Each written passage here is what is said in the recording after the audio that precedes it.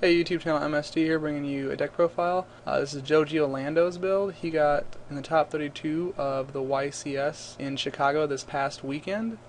In the top 32 he ended up facing Aaron Newell, who actually won the tournament, and so in my book he could have easily gotten second with this deck. However, he faced the guy who won it in the top 32 and lost. Okay, and so moving on to the deck list, we have the Rabbit Engine, 3 Rescue Rabbit, 3 Saber, 3 Kaba, and then for the Tour Guide Engine we have 3 Tour Guide and 1 Sengen, and then for the other monsters we have 2 Reapers and 3 Jirakwaba. Moving on to the spells, we have 1 Smash, 1 Dark Hole, 3 Lance, 1 Heavy, 1 Monster Reborn, 3 MST, 2 Smash. For the traps we have 2 BTH, 2 Deep Riz, 2 Macrocosmos, 3 Solemn, 1 Starlight Road, and 2 Torrents. Moving on the side deck, we have 2 Doomcows, 2 Valor, 1 Kinetic, 3 Snowman Eater, 2 Chalice, 1 Deep Prison, 1 Dust Tornado, the 3rd Macro, 1 Mirror Force, and 1 Shadow Imprisoning Mirror. For the extra deck, we have 1 startard, 2 Dalka, 2 Logia, 2 Leviair, 1 Maestroke,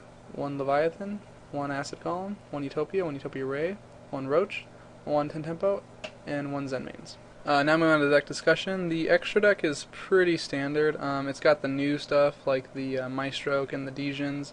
It also has the 1 Roach to counter the dragons.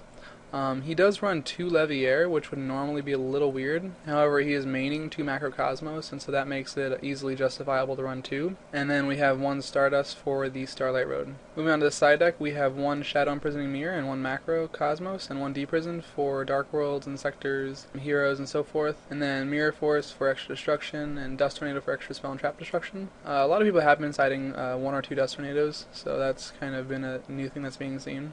And then 2 Chalice for Insectors and possibly the Mirror when they side in Snowman Eater, because this can be played during the damage step, and so it allows you to kill the face down Reaper, Giorlando, Snowman Eater in 1 attack while negating Snowman Eater's destruction ability. Same with Raikou.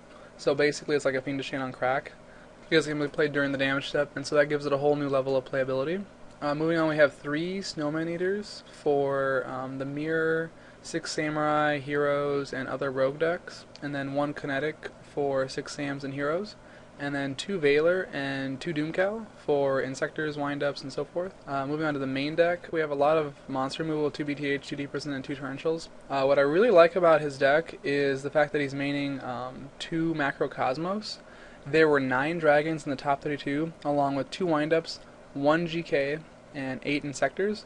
So for the top 32 there were 20 decks that macro would hurt, which when looking at what is going to be played, if you're going to side in a card more than 50% of the time, it makes sense to main it. The downside to this is that it makes him weaker in the mirror. However, he does run 2 Smash, 2 BTH, and other stuff to make up for the macros, along with 2 Reapers for stalling. Moving on to the spells. We have a pretty good lineup of spells. I really do like the fact that he was able to put in 3 Lance and keep MST at 3. And then of course 2 Smash for a good amount of monster removal. And then he's running Monster Reborn, which seems kind of weird with the main deck Macrocosmos.